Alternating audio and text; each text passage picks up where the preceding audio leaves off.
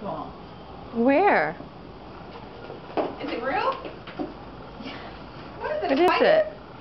No, it's like, Hold on. it's just a bee. Oh my god. It's probably one of our clients. Did you throw it?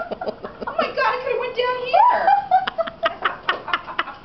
Down where, Pam? Down there. Oh, you got the girls in, huh? The girls are out today. I don't know what it was. Did you actually throw it? Oh my god, I could just beat you. She's been bad all day because she's mad at Steve, as usual. What did Steve do?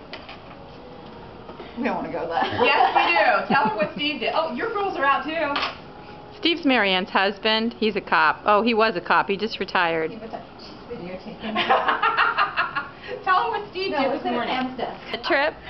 I forgot what happened. He's like, you're killing me, you're killing me, stop it, stop it.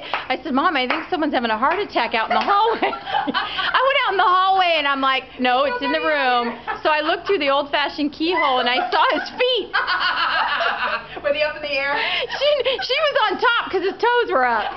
Totola, and I was me and Ro, and they were next door to us, and he was like, smack my butt, smack my